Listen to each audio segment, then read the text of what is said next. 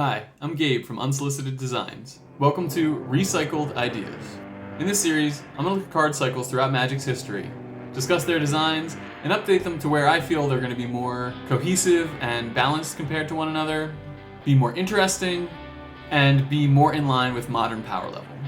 I'm going to try and stay as true to the original designs as possible, and just make changes here and there where I feel is necessary, just enough to achieve my goals. As usual, I have tremendous respect for Wizards of the Coast and everyone who worked really hard to create these cards. I won't be taking into consideration any of the myriad factors that I'm sure they had to contend with in order to get these cards to print. My perspective is purely from a casual commander point of view. So I hope you'll find this concept interesting, and then I'll earn a like and subscribe from you by the end of the video. Now to start off, a card cycle is generally 5 cards, one of each color, that all share a common theme. For example, they might all be the same spell type, they might have the same mana value, and maybe revolve around the same number, like, let's just say 3. Of course, there are all types of cycles, and I hope to explore a whole variety of them in this series.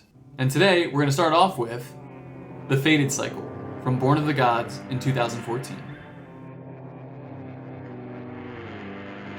Okay, so the Fated Cycle has a few characteristics in common. First off, they're all instants. Next, they all cost 3 colored mana. They also scry 2 as a bonus, but only if you cast the spell during your turn. It doesn't stipulate that you have to cast the spell at sorcery speed, just that it has to be during your turn. So you could be in the middle of declaring your attackers for the turn and cast this spell in response to something your opponent is doing, and you'll still get the scry bonus. So I feel like this is a pretty interesting design space. Realistically, you want to be casting instants during your opponent's turn at a time when they're not expecting it. That allows you to catch them off guard and use your resources in a way that they aren't prepared for. So with the Fated Cycle asking you to cast these spells during your own turn, I think that creates some pretty interesting tension. However, I think the reward of casting the spells on your turn really isn't that enticing. Scrying 2 is definitely not bad, but I don't really know that that's enough to change your mind and make you say, hey, I'm going to cast a spell on my turn just for that reason. So as I redesign these cards, I'm going to update the power level a little bit, and I want to make the scry effect way more interesting and a true incentive to cast a spell during your turn. So let's get started. So first up we have Fated Retribution. For 3 white and 4 generic mana, you get an instant that says, destroy all creatures and planeswalkers. If it's your turn, scry 2. Now I think being able to cast a Wrath at instant speed is excellent. You get to time it so that your opponent has committed all of their resources to the board. Then when your turn comes around, you're the first one able to cast creatures or planeswalkers and reestablish a board presence. That's a huge advantage, especially in a multiplayer game. I feel like the current trend is the mana value of Wrath effects are going down. They're printing more 4 mana Wraths, and they tend to have a drawback included with them. Once you get to 5 mana Wrath effects, there's typically some kind of bonus attached. The top end of the curve for board wipes now looks like 6 mana, and those tend to give you a lot of flexibility.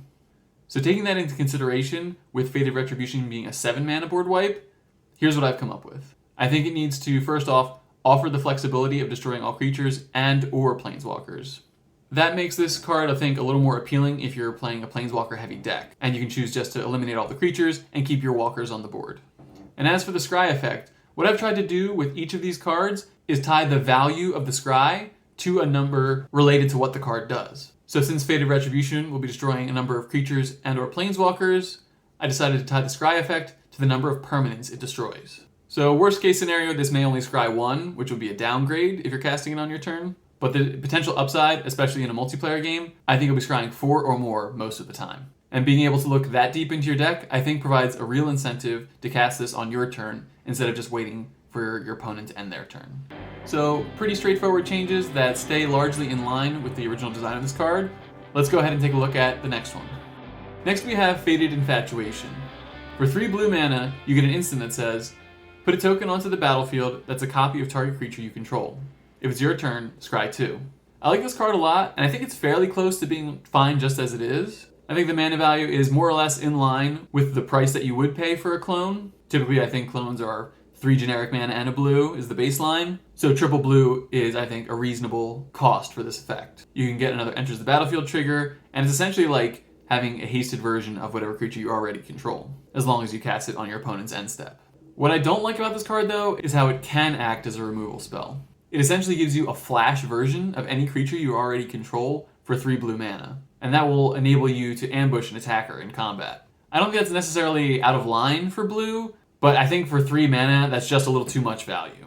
So taking a look at my version of the card, what I've done to incentivize casting it on your turn is, if it's not your turn, the token comes into play tapped. That gets around what I don't like about the card, ambushing an attacker, but it still gives you the opportunity to basically get haste on your creature if you still want to cast this spell during your opponent's turn. And for this scry effect, I thought it was interesting to try tying the value into the mana value of this token that you're creating and any other creatures you control with the same mana value.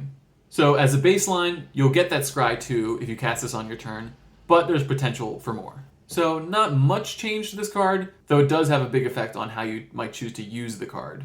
And again, I think the scry is interesting enough that it will really incentivize you to consider casting the spell on your turn and not your opponent's turn. Alright, now let's take a look at Fated Return.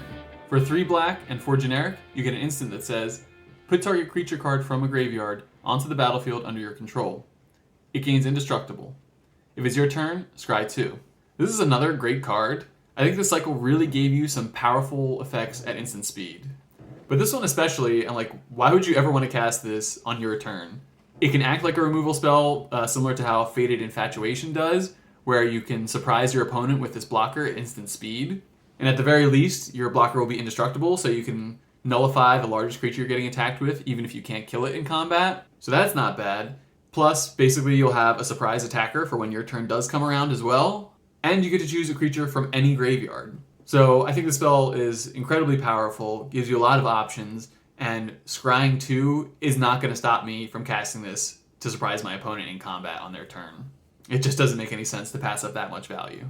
So with that said, tipping the scales to entice you to want to cast this card on your own turn, I think is pretty important. So looking at my version of the card, I've really tried to ramp up the scry, and it's tied to the power of the creature that you reanimate.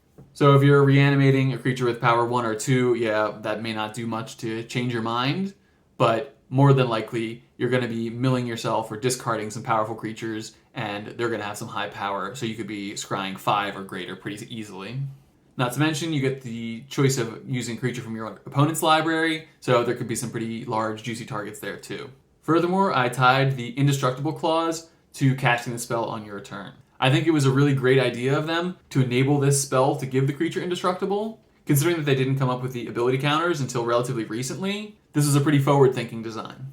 And I feel that the new scry that I've come up with, plus tying indestructible to casting this on your turn, it's enough to make you consider not casting the spell on your opponent's turn. And as one last touch, I decided to reduce the mana value of this by 1 generic. Since the established cost of reanimating a creature is essentially 4 generic and 1 black, I think paying 6 mana here is not too drastic of a change, especially considering that 3 of the 6 is black mana.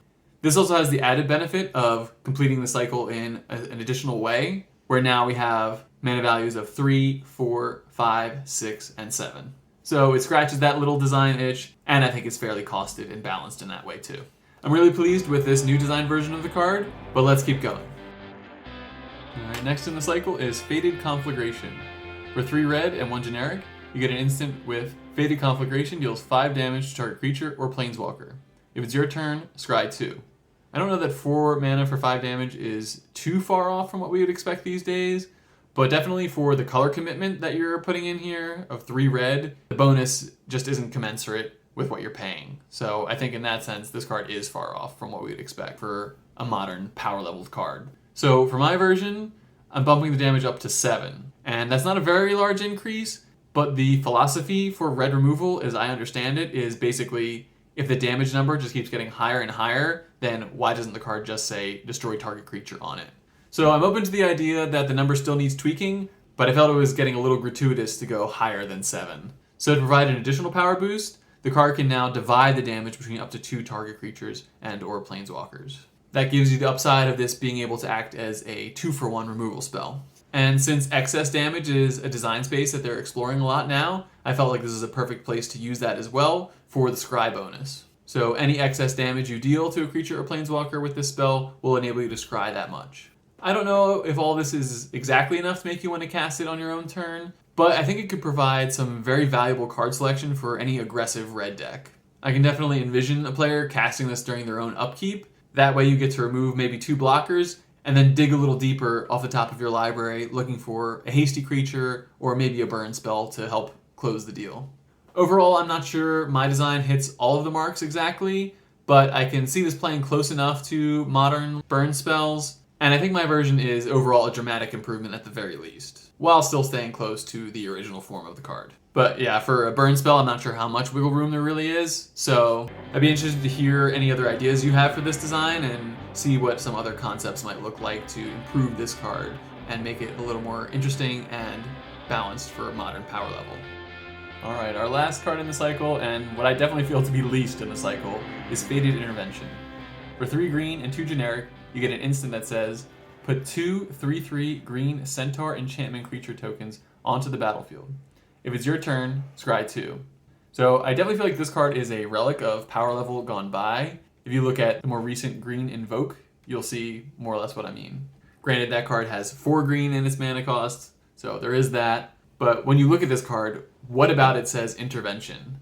To me, this feels more like going to a movie theater in the middle of the day when no one is around, but there are just 2 random people in the theater there with you. Looking at all the cards that make centaurs in Magic history, the mana value of that is pretty well established around 3. So it's pretty hard to squeeze another token out of this spell. That was really one of my first instincts. Also, I definitely feel like there's some kind of story in design here where this did make 3 tokens originally, because there are 3 centaurs pretty clearly depicted in the art, so what's up with that? Now, for my version of the card, I decided to try and lean into the Intervention naming convention there, and so the bonus for casting this spell on your turn is to give all of your creatures hexproof until end of turn.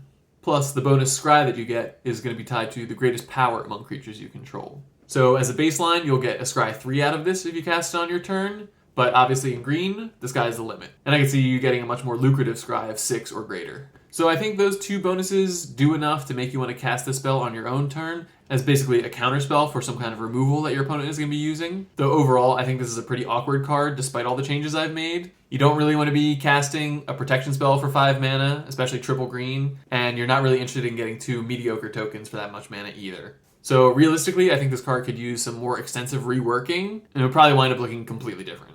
But with the parameters of the Fated Cycle being what they are, I don't really want to go too far down a rabbit hole reworking this card over and over again, so I'm just going to leave it there. But as with Fated Conflagration, I'd be really interested to hear whatever concepts you guys have and what changes you would make to this card to make it more appealing. And there we have it, my revisions to the Fated Cycle from Born of the Gods. Let me know what you think of my new versions of the cards. Did I achieve my goals of making the cycle more cohesive, interesting, and in line with modern power levels? And be sure to tell me what cycles you'd like me to explore in the future. Thanks for watching, and I hope I earned a like and subscribe from you. If you enjoyed this video, check out my report card series, where I review every mythic rare from Magic's newest sets and give them a letter grade. And in my Unseries, I redesign any of those rares that I graded as C or lower. I'm Gabe from Unsolicited Designs. I want to thank you again for listening to my ideas, and who asked me anyways?